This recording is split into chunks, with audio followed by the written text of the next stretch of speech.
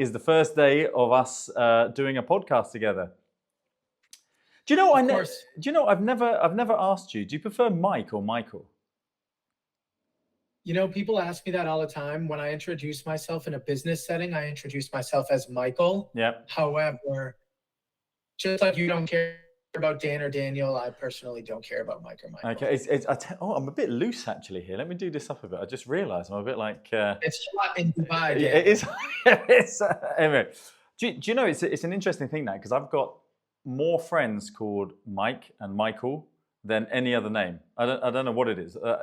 From all over in Dubai, in America, in the UK. I think it's just like it's a very popular name, I guess. Yeah. There we go. It's not very unique, I'll tell you that. So I'm gonna go with Mike because again I got so many friends called Mike and it's easy. So do you have a bit of an agenda of what we wanted to chat about today? Yeah. So one thing I think is super cool that we've spoken about recently that I think would be awesome for people to know is like kind of myths and things that people think are super crazy about Dubai. And I think first things first, and regardless of if this ends up getting out to people or not, is I think the funniest misconception every time I tell someone I went to Dubai is the fact that they think every single person there drives a Lamborghini, or that every single person there drives a Ferrari, or that every person there is worth $1 billion, and not comprehending the fact that that's obviously just the elite of the elite. Yeah. That's kind of funny. No, it is kind of fun. And I think that is a massive misconception. And, you know, when you think Dubai, I think the statistics are 60-something% of Dubai are Indian. And they're just regular Indian people that have come over from India and working in Dubai. And I can tell you right now that they're not driving Rolls Royces and Bentleys and Ferraris and all of that. And then you've got the rest is made up of Europeans, Americans, Russians, and so forth. It's a very small percentage of people that do. Now, we live in a very normal neighborhood, like regular.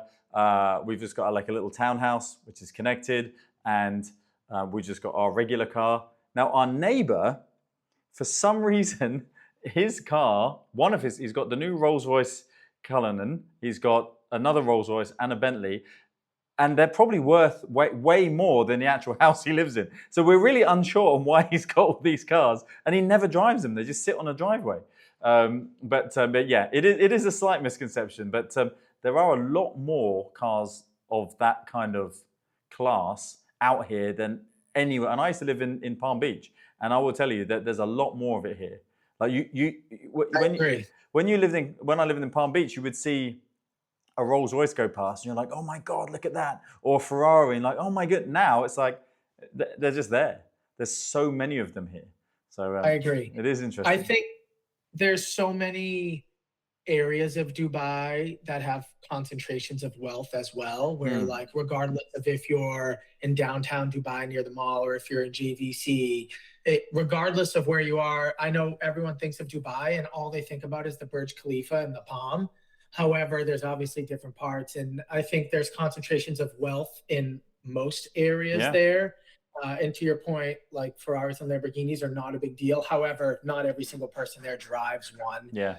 I think another misconception that you kind of spoke about a couple of seconds ago is the population there is not mainly made up of Emiratis, in my opinion, from what I observed when I was there. I think it's statistically, I think it's about 11%, maybe 12%.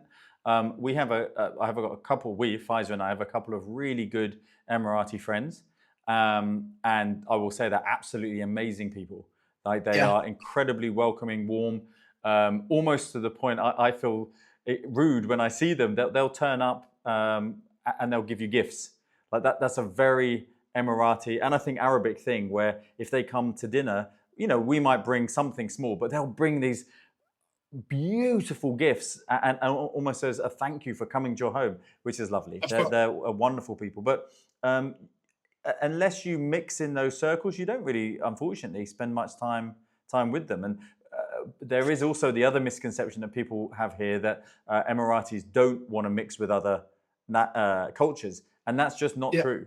That's of really course. not true at all. I think with every culture, you're going to find some people that are less comfortable with mixing with other cultures, but that's totally normal. But no, every Emirati that we've been in contact with, that we've worked with, or are friends with, they're absolutely lovely. But yeah, it's a very small population.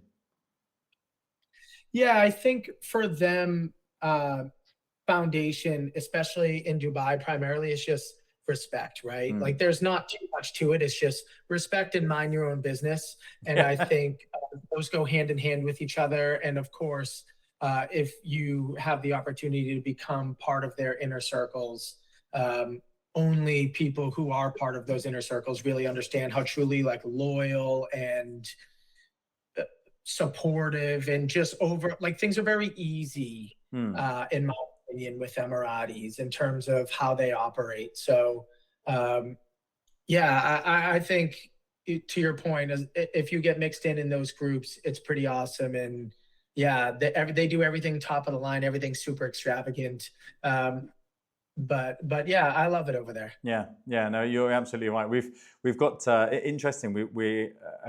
I was going to say client. He's not a client. He's a friend that's from Germany, and he's from a racing background, and they have a garage over here where they do performance parts and kind of soup up cars. Anyway, he's looking at getting um, a race team done here. So it's called a Cup class. So and it's going to be for BMW 1 Series. He's got them built in Germany. He's bringing them over. Long story short, the way he's moving that forward is with help of his Emirati friends, because it's like that. If a bit like anyone, if I recommended something to you, and you'll be like, oh, okay, that sounds good. Dan recommended it. It's probably a good deal. I'll tell someone else about it. And that's how it spreads. But in the Emirati community here, it seems to be that they trust even more.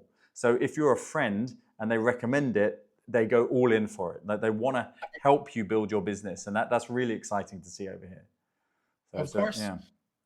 of course. I think one thing I'd like to talk about, well, two things I'd like to talk about. One is the fact that I'm super happy that we're working together, and there's obviously a significant amount of people both in your sphere and my sphere. I talked to my best friend this morning, my absolute best friend on planet Earth, and he had no idea that I was working with you. So I could have sworn I told him, but regardless, I'm really excited. Obviously, things aren't too hot in the Middle East right now, but I think this allows us to educate people on Dubai and what's different, between Dubai and other parts Mm-hmm. of the world over there in terms of rebounding. And obviously, we'll get into the nitty gritty of COVID and after COVID and how well you guys rebounded and what you guys are projecting now. But long story short, two things. One, I'm extremely excited that I joined you. I've been with Domo for probably 4 months now, 5 months, and it's been really cool. I'm glad we're kind of moving things vertical now. And the second thing, which I'm not going to talk about, you're going to talk about, which is I'd love for you to educate both my sphere and your sphere on what's new with Domo and what you guys are planning for the future. Mm. I know you have a lot of exciting things coming, and I don't want to be the one to reveal it. Well, I'll start with that. I mean, yes, it's some exciting times at the moment. Certainly coming out of some not so exciting situation over here, which we all know about. But so when we started our business, gosh, almost 4 years ago, we started as a what's called a holiday home business here, or Airbnb, where we look after people's properties for them. We put them on Airbnb, Booking.com. We rent them out. We manage their investments. When we did that, we weren't looking at doing anything else. That was going to be our whole business. And as we were working through that, after the first year, a lot of those owners that we work with said, well, can you help us buy another property? So we looked into how we do that, and we signed up and got our licenses and everything else that we needed to get to help them buy property. But we weren't a real estate agency. We were just what's called a real estate advisor. So we would subscribe underneath a bigger real estate company to allow us to do that. So there was no marketing behind it. It was just working with referrals, people that we obviously did a good job for. And then while that also happened, people said, well, can you help us get a mortgage? So just so you know, mortgages in Dubai have become very popular over the last few years. So now probably about, I'm going to take a rough guess at this, and you can Google it and we'll see how close I am. But about 35% of all purchases, as in for ready property, not off plan, but for ready property, are now with a mortgage. And this is a massive increase. If you looked at it 5 years ago, it was probably about 10%. So this is something that's definitely growing over here. And it's because the government are actually saying, look, getting a mortgage helps solidify the market. It gives you a baseline. You start getting real valuations on properties, so people know exactly what a property is worth. So that's something that's really being driven over here. So we decided, well, we're helping people buy, we're helping people manage the properties. The bit in the middle is helping people finance it. So then we also set up GCC mortgages. So what we do is, from the start to the finish, we help people find a property, mortgage a property, manage the property. And the exciting bit of news is now we're about to actually create our own real estate company. So that real estate company will encompass all of those things, and we're going to be able to really push, market that, advertise it everywhere in the world, including America. So that's the really exciting news. We'll be there in about 2 or 3 months, I think. Great. That's the news that that I was looking to hear about. Yep. I think what's cool about your journey is the way that you've adapted, right? So for those who don't know, in America, America's economy is a little bit more linear. Like, you get here and it's like, you do this, you do this, you do this, you can make good money. In Dubai, things shift so quickly and so rapidly, especially with the government, and they spend so much money that if you're not constantly adapting, then Yeah. you're losing hard. Yeah. And I think what's cool about you is getting in there, digging your boots in with Airbnb, growing some roots, and then realizing that there was gaps in the market that you could fill well. And now you're starting to fill those gaps, not only over the last 3 years, but more importantly, over the next couple months, as you form your agency. And I think that's what allows you to be successful in Dubai, personally. I thank you very much for saying that. And I would 100% agree.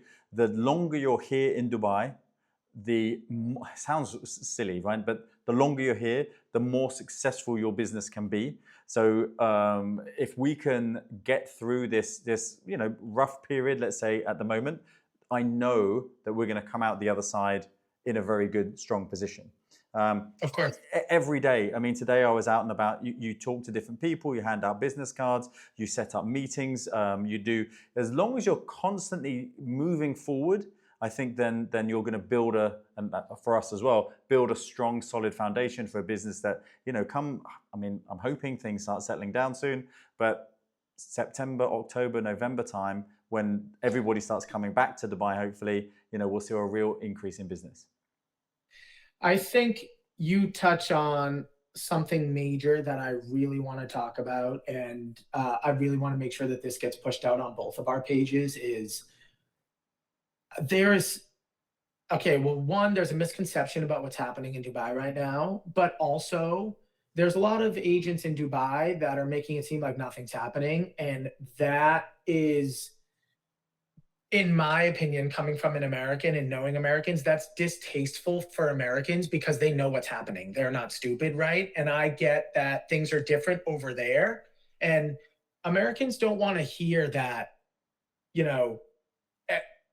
things are really bad or things are really good. They just want to know what's actually going on. Yeah. And so I like that you're like, hey, listen, things are a little tough right now. Obviously, people aren't investing here right now. And it's not that Dubai won't rebound. It's just understanding, and you being understanding of the market right now, and not trying to push that like nothing's wrong, bring your money here. And of course, the goal is to get investors over to Dubai right now, especially because prices have dipped a little bit. So now wouldn't be a bad time to buy. And everyone knows, you and I included, that there's no chance Dubai doesn't rebound and rebound.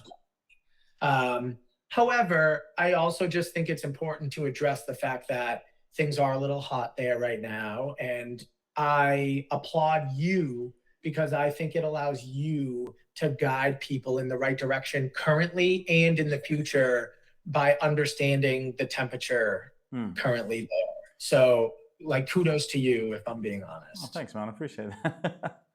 Yeah. It is a very interesting time here, and you know because we have our eye on a number of different areas of real estate, it does give us that viewpoint of okay, right now we have 19 properties which we usually have completely full for Airbnb, and our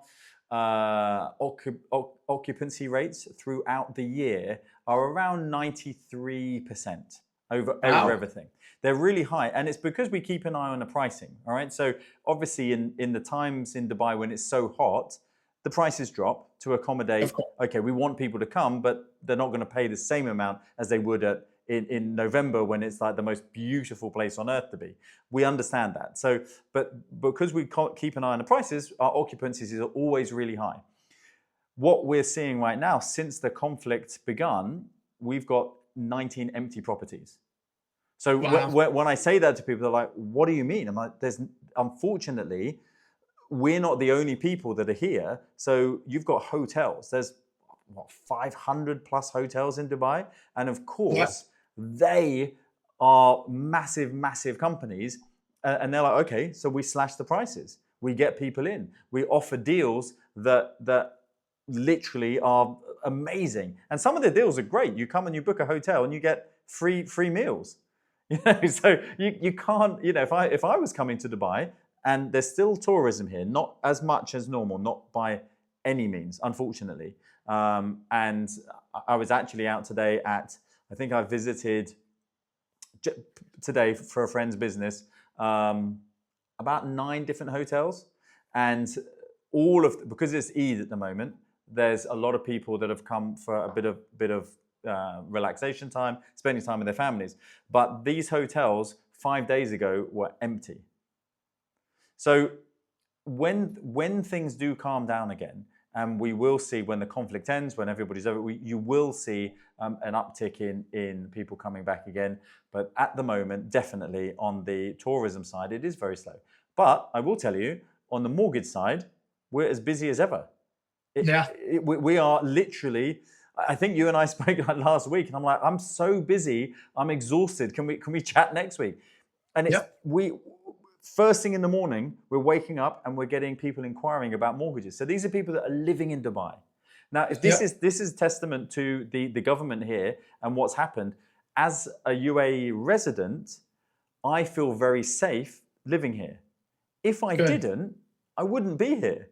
Of course. And that's the reality of it. If I felt that my life was in danger, Pfizer's life was in danger, whatever, we would say, okay, let's move to the UK or go to Nepal or wherever it might be. We wouldn't be here.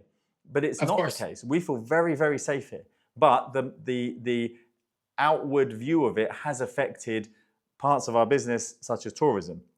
But Of yeah, course. we're still doing mortgages for people that are living here. They're buying property, moving house, because often you still have to, right? If you were Of course. buying a property and it's still going through, you've still got kids at school, you still got your job to go to. It's very much okay. Well, we just keep moving and doing what we're doing. Yep. But yeah, that side of it, the tourism side is very slow at the moment, and the investor buying off-plan property is also been hit very, very hard at the moment. Yep. And to your point, those families that are still buying, they feel safe there, right? And I think 100%. that's a testament to the Dubai government, and obviously for my, US crowd, 95% of the people that are in Dubai and operating businesses have enough money to go to another country if they want to. It is Yeah. not like they're stuck there. Yeah. Most of them went to Dubai to begin with from another country, similar to you. So it's not like you're forced to stay there, and it's not like you're stuck there. You could obviously leave, and you choose to stay, which is a testament to the climate there. And also, one thing that I want to note is not that timing is ever on purpose, but Dubai slows up in the summer anyways. So if things do settle down with the conflict in the late summer, early fall, I do see a significant uptick in tourism in, November, December, January, February, where you guys typically see a really heavy uptick in tourism. Yeah. The people who like Dubai, truthfully. If you've been there, you like it. This isn't really going to stop you from going. You may just take a 4, 5, 6 month break while this settles down a little bit. Yeah. So I think you're managing well. I think you are extremely aware and you're also figuring out ways to navigate. And it's like, okay, cool. Tourism's down, but mortgages are up. Let's double down on mortgages right now, That's right? it. So, Diversification, right? That's it. We have a little bit from different businesses, so we make sure that we're always busy, and as you say, just keeping an eye on what's happening, so we can put a little bit more effort into the part that is going to be okay right now, which is mortgages. of course, of course. And is there a specific area in Dubai that you see is extremely busy right now, or an area that you see is on, a significant growth, God, that's a vertical currently? yeah, that's a tough question. I mean, it's a very interesting question, that, and I'm going to say there are areas that are more exciting for different types of people, right? So if you're an investor, you might want to pick one area. If you're someone that's living here and working here, you would definitely pick another area. Um, so that's a really tough question. And again, there are no bad areas in Dubai. It is very much about what you want to spend, how you want to spend, and what you want that property to do for you. And when we start a conversation with an investor client, that's the sort of thing. How much do you? It sounds awful, and it's always that worst thing in sales. How much do you want to spend? But it's really important, because actually you don't want to waste your time looking at properties that are completely away from what you want to do. Equally, you don't want to look at stuff that's way under what you want to spend. So it's a really important thing to understand that. But every area is still busy. It's still being built on. I mean, it's the joke that it's a construction site everywhere. There really is construction going on Cranes everywhere. everywhere in Dubai. I've never seen more cranes, I will Yeah, say. yeah. I've never seen more cranes in my life than if you stand on a normal hotel balcony in the middle of the city in Dubai, you will see 20 to 30 cranes in the distance. Mm. I do have a question for you, because I know Dubai is always doing this. Are there any projects that are coming out of the ground, or any new releases that you're extremely excited about? There are. There's one called The Wilds, and this will be ready. This will be ready in it's about a couple of years away, but it's one of the most beautiful developments I've seen. And there's lots of beautiful developments, by the way, but this is really nice because it's got a lot of the nature kind of thrown into it. Lots of lakes to walk around. Like, obviously they're man-made, all right, so they build it, but you've got lots of trees and water and pathways, and they've just tried to really encompass, right, okay, we are in a desert environment, but a lot of people want greenery.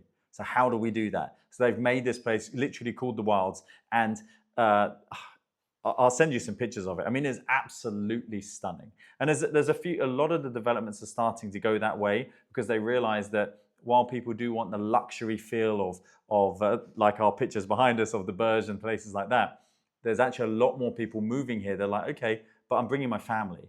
And while it's really cool to live in a city environment, they actually got like little bikes, and they want to ride around on their bikes, and they've got a dog, and they want to go and play in a park with some real grass, and they're building that. Another amazing developments going on, you may have read about this, is the indoor sort of running area. It was going to be about 15 kilometers long, and the whole thing is going to be air conditioned. So it's going to have parks inside, a running track inside, a cycle track. That is going to be a game changer, because all of a sudden that's going to be an absolute game changer here. I think one thing, and I'm going to segue off that, but first of all, that would be a great way for people to get to work in the summer, is instead of sitting in traffic, you can walk now, or ride your bike, or do whatever through there. The second thing that I think is super impressive about the Dubai government is how in tune they are with what people want. So to your point, yeah, when I went there, I was like, ooh, these parts are desert, but like, where's the greenery? And then it's like, oh, the greenery's over here. And then while I was there, Dubai government is currently releasing, oh, we're doing this with this greenery and this greenery. They have issues with traffic, and they build new roads like this. And it's like, oh, traffic's diverted, you're okay now. So one thing, and obviously I'd love for you to touch on this because you're a resident there, but one thing that I noticed was how in tune they are with the needs of the people there, and how quickly they move and do it. Hmm. The US government is like, from realizing it needs to be done to actually doing it, it's like 27 years. Dubai is like no joke, 4 or 5 months Yeah. uh, Yeah. from idea to starting to implement projects. Yeah, you're right. And I think, America is same as Europe as well. I mean, it's the same in the UK. You come up with a plan to do something, and it could be something really simple, like a new road. And it will be years before they've had someone out to look at it, do an assessment, who does another assessment, and another architect comes in. And then it's too late. Where over here, someone comes on, right, where we live, there was a piece of road, and because they built so much, houses here, that road gets very busy. So like, okay, so what do we do? Where do most people need to go? Well, some are going off here, there's a school over there. Right, let's build a road that goes over the top of that road. And they built Yeah. that. It took them 6 months to build it. It has now saved my journey 15 minutes. Yeah, that's so cool. so now I can get to anywhere in Dubai again in about 35 minutes. Where before it was only 45 minutes, which is still, by the way, if you think of London, 5 miles will take you 45 minutes. But here now, I can literally do, I don't know, 25, 30 miles, and I'll be there in 35 minutes. It's nothing. So yeah, they are very, very fast at doing that. I suppose the only thing I will say is it goes the other way as well, because we have obviously not right now, but we did have a big influx of people moving to Dubai. It's always they've got a good plan, but sometimes things slow things down. So all of a sudden a development will get built, people will start moving in, and then all of a sudden it's like, oh my gosh, now we've got a lot more traffic. How do we deal with that traffic? Because the developer, the person that built that, isn't to do with the roads. So you sometimes have that crossover, but they always catch up, which is very interesting. I think, I don't have too much to say. I think one really good thing to maybe end this episode would be maybe a couple things that you'd like US investors to know about Dubai in general in terms of the real estate market. And I know in future episodes, we're going to go into the advantages of investing there in terms of no property tax, no income tax, and all that jazz. Yeah. But just maybe a couple small things that you'd like US or international investors in general to know, either about the current Dubai market or about the Dubai market in general? Yeah. I mean, I think so. The current market right now, obviously, I would be, if I was looking to invest there, I would be slightly nervous about investing in off-plan property. But ready property out here, property that's already built, you've got a history of what that looks like. So I'm a big fan of the older properties. So properties, well, I say older properties. Old property here is like 6, 7 years old. But those older properties, they've been rented out for many years, even through the COVID time. So investors can see, what they are going to make on it from rental income, and also see what the actual what the actual investment goes up with every year. Even when it has a bit of a dip, it still continues up when we come out of it. And they're so big and well built and solid. Those are the things that, if I was an investor, I'd be looking at perhaps those properties rather than like the ones that haven't even been built yet. So I think that's something that I'm very interested in talking about.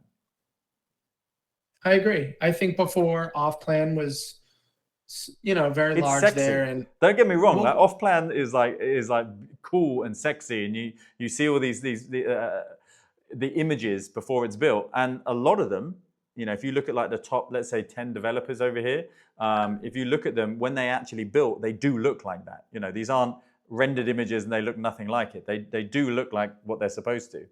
I agree. And they're very, very cool. But you've got to wait 2 or 3 years for it to be built. If you buy a ready property, particularly if you mortgage it, it's going to be making you money from day one. Getting a tenant in there. And I quite like the idea of that. I think that's a very safe investment. Even in the current climate we're in, we've still got renters. People are still living here. We rented a property today to someone. That's still moving. It's still churning along under the undercurrent of what's going on. People are still living and working and renting and buying here. Yeah.